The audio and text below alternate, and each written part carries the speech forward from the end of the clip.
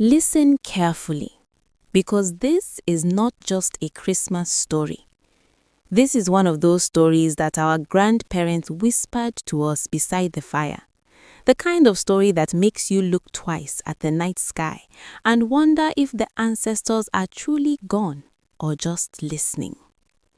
Long before electric lights decorated rooftops and long before Christmas songs played from mobile phones, there was a village hidden between red earth hills and tall Iroko trees.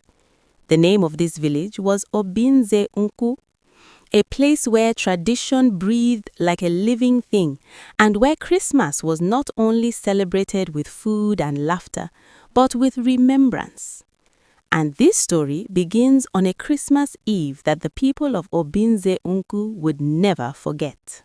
Umeadi took over Kelechi's father's house, farmland, and most painfully, the ancestral drum. That drum was called Ikolo Mo, the drum of spirits.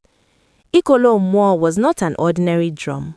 Its body was carved from ancient Iroko wood, darkened by age and ritual oil. The skin was said to be taken from a sacred animal offered generations ago. Symbols were etched around its body, symbols that no one alive fully understood anymore. It was believed that when Ikolo Mo was played with a pure heart, the ancestors listened. Okorie, Kelechi's father, had been the last rightful drummer.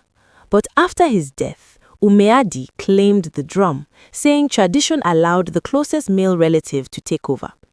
The elders did not argue, they rarely did. Years passed. Now, Christmas was approaching again.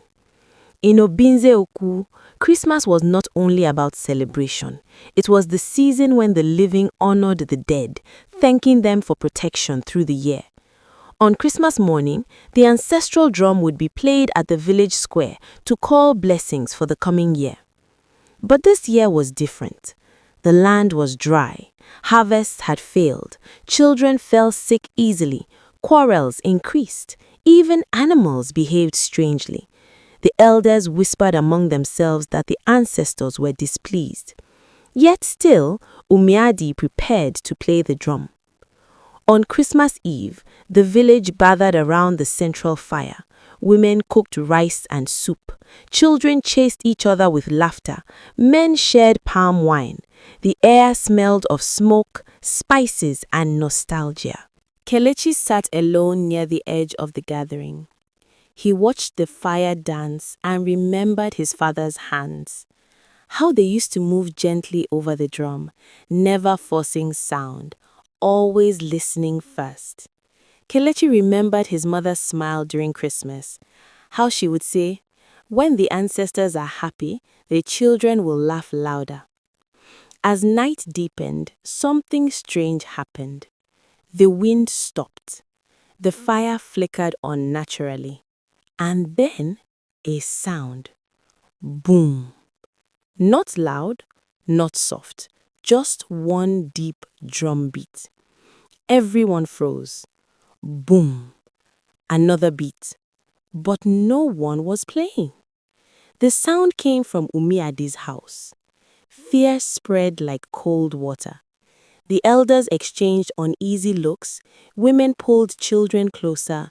Some men stood up slowly. Then it happened again. Boom, boom. The rhythm was wrong, uneven, angry. An old woman named Mama Ogechi collapsed to her knees. Mama Ogechi was ancient, her back bent like a question mark, her eyes cloudy but sharp with memory. She had been a child when Okorie's grandfather played the drum. She screamed, "That drum is crying!" Panic broke loose.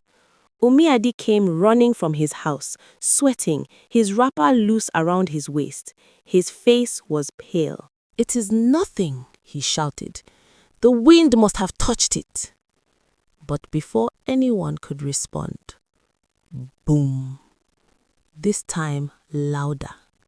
The drum beat itself. The village chief, Eze Maduka, stepped forward. Eze Maduka was an elderly man with a long white beard, a deep voice, and eyes that carried authority and exhaustion.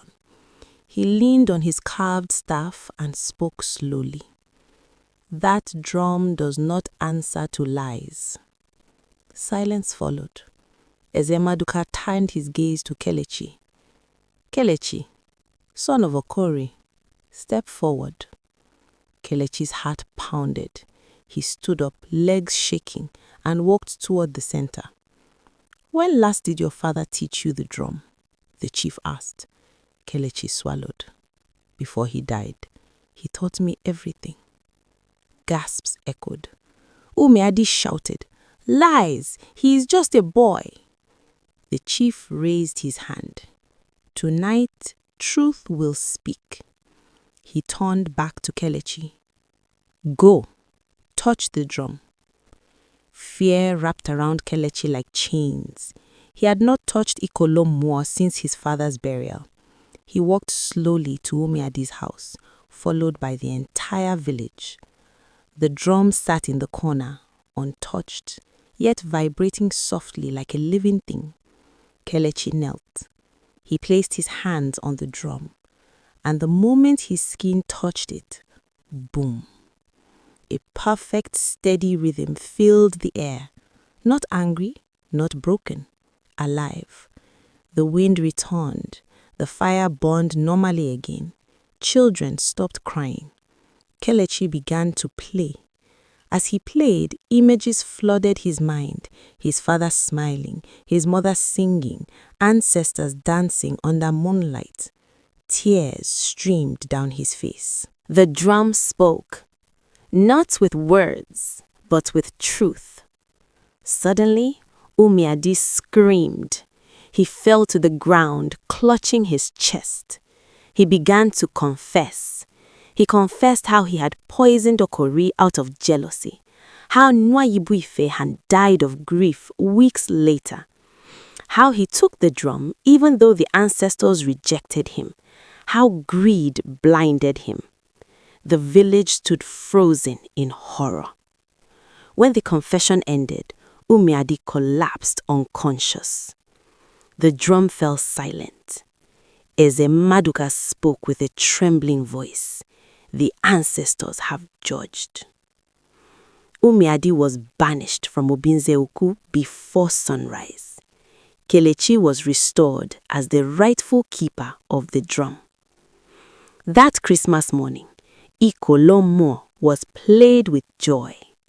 Rain fell gently for the first time in months. Children laughed louder. Crops later grew strong again. And every Christmas since then, Kelechi plays the drum. Not for power, not for pride, but in remembrance. Because Christmas is not only about birth. It is about truth. It is about forgiveness. And it is about listening to the voices that came before us. So, if one Christmas night you hear a drum beat when no one is playing, do not be afraid. It may just be the ancestors reminding us that truth always finds a voice.